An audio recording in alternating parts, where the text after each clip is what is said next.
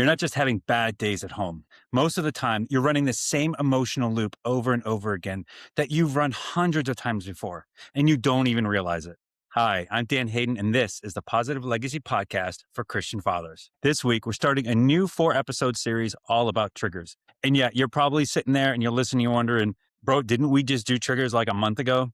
Yeah, we absolutely did. We covered triggers at home, triggers in your marriage, and we unpacked the inner side of things. Old stories, saboteurs, and tools like notice, name, narrate. And of course, the Sage check-in for marriages. But for this series, I want to zoom out a level. Instead of asking, why did I react that way?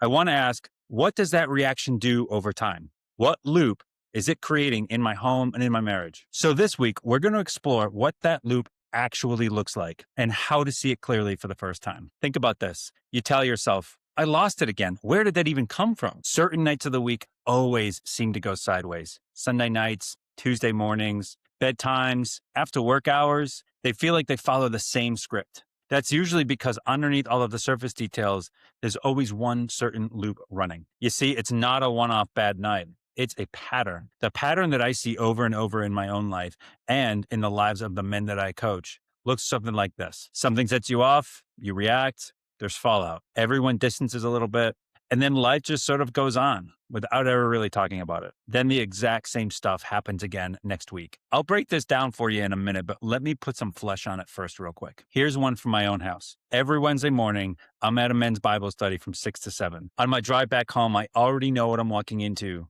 when I open that door. We're running behind. One of the kids probably hasn't eaten breakfast. Backpacks definitely aren't loaded.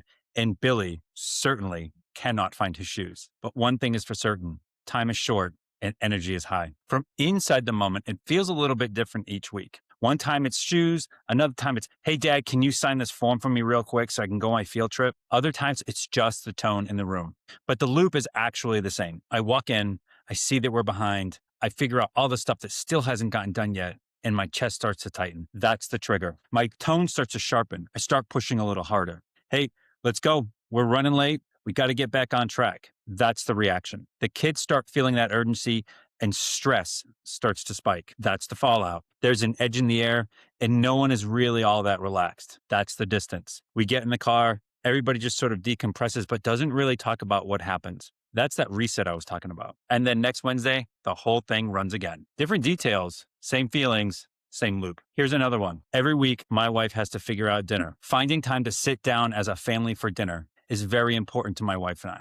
And every week, she has the thankless task of trying to figure out dinners for 6, all trying to accommodate sports schedules, church schedules, everything my family has going on during the week. What are we eating? Who's cooking on what night? What time are we going to eat dinner? Is it going to be before softball practice or after the volleyball game? That's a lot of mental load. And my avoider saboteur used to run this loop. Holly inevitably sits down with a calendar and a pad of paper and says, we have to figure out dinners for this week. That's the trigger. My avoider whispers, just let her handle this. That's the reaction. I just decide to check out. She carries the planning alone and stress just starts to build. That's the fallout. I feel guilty and avoid more. She feels alone and unseen. That's the distance. The week happens, we eat, life moves on. We never really talk about it. That's the reset. And then we rinse and repeat. Same dynamic week after week. In those earlier trigger episodes, we went deep on the spark at the beginning of the loop.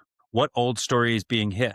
Which saboteur jumps in? Is it the judge, the controller, the avoider? How to notice, name, and narrate a different story. How to do a sage check-in. What am I afraid this means? And what might she be afraid this means? If you haven't listened to those episodes yet, I encourage you to go back probably about a month to triggers at home and triggers in marriage. They'll help you understand why some things feel so big so fast. What I want to do in this series is ask, okay, once that spark hits, what happens next and what does it do over time? Because the trigger is just the start. The loop looks like this in plain language. Something happens, you react, there's some kind of fallout, everyone pulls back a little bit, you all quote unquote just kind of move on without really naming anything, and then it happens again. Let me walk slowly through each piece so that you can start to see your own version. First, the trigger. Something happens on the surface. A tone when your kid says, whatever, a look your wife gives you when she's really stressed, a missed expectation, probably somebody's not ready on time. There's questions about money, or maybe it's a moment on Sunday morning when you know you're already late for church. Your nervous system doesn't just see the behavior, it assigns a meaning to that behavior. I'm being disrespected. I'm failing. I'm alone. It's not safe. I'm out of control. That's the trigger. It's not just the external event. It's the story that your brain pulls up from your history in a split second. Then comes the reaction. From there, your saboteurs take the wheel. Maybe you escalate, your volume or intensity goes up, the knife hands come out. Maybe you withdraw, you go quiet, you shut down, you leave the room physically or emotionally. Maybe you go into a fix and lecture type mode, explaining, correcting, just trying to regain control of everything. At that point, you're not just responding to today, you're actually reenacting something much older. Then you get fallout. Every reaction has ripples. The room goes tense, your kids' shoulders slump, your wife goes quiet. The energy in the house shifts from connection to self protection. Sometimes it's obvious, like a full on argument. Sometimes it's just an edge, it's a little more subtle. But after that comes distance. Now there's some sort of emotional gap.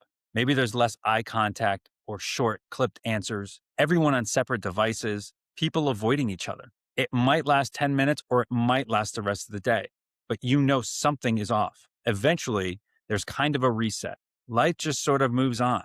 The next activity starts, somebody cracks a joke, you all gather around the TV, maybe bedtime comes, work calls the next morning. And because no one really named what happened, it just gets filed under, this is how it is in our house. That's the moment that concerns me the most, both as a coach and as a father, because it's where the loop quietly solidifies. No one ever says, hey, I'm sorry. No one ever says, hey, that landed a lot harder than I meant. You don't ask your son, hey, what did that feel like for you just now? You don't tell your wife, hey, when you said that, this is what stirred in me.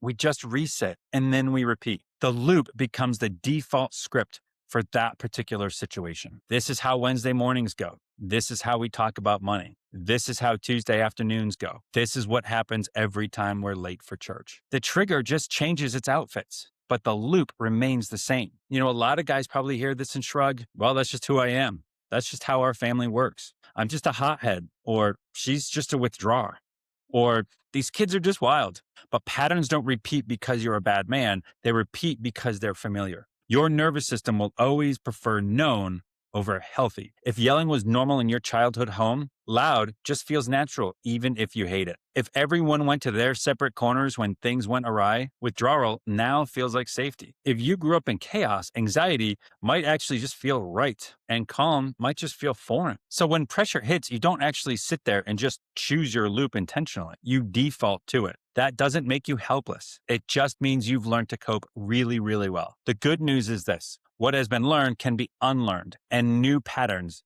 can be learned as well. Not overnight, not over like one Sunday morning, but over time. The first step is boring, but it's very powerful. You have to see the loop itself, and you have to see it so clearly that you can now describe it to others. Remember, awareness is the first step to mastery. So that's your assignment this week. I'm not asking you to fix anything yet. I'm not asking you to be the perfect dad or the perfect husband. I'm not asking you to never lose your temper again. I'm asking you to map one loop in your life. Pick one recurring situation, just one. It could be Sunday mornings before church, weeknight dinners, homework time with your teenagers, getting the kids into the car. Maybe it's the 9:45 p.m. we have to talk about the budget conversations. Now that you have your recurring situation, in a quiet moment, walk through it. Ask yourself, what normally triggers this? Is it a time on the clock? Is it a certain phrase? Is it a certain question that somebody asks? Ask yourself next, what do I usually do next? Do I escalate? Do I withdraw?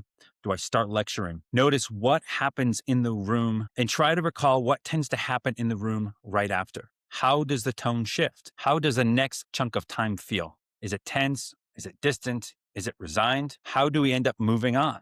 Do I repair? Does anyone name it? Or do we all just push forward? And how many times have we run this exact same script in the past month? You can even write this down in a notebook. Literally draw the loop and fill in your version. This isn't about blame, and it's certainly not about weaponizing this against your wife and your kids. It's not about beating yourself up. It's what we call blameless discernment. You're finally naming a pattern that has been quietly naming you. And if, as you do this, you realize, Wow, there's a lot of hurt underneath this. This goes back way further than my kids. That's where those early trigger episodes will really help you. Go back and listen or re listen to triggers at home and triggers in marriage.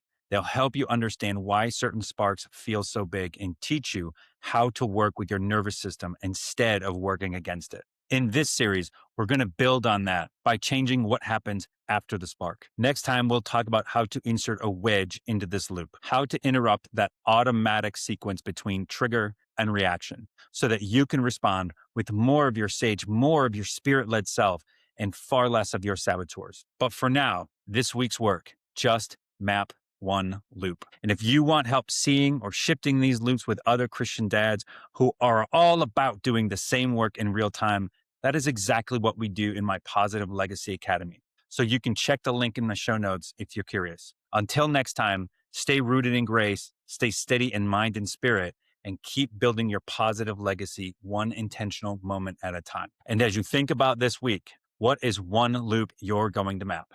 See you next week.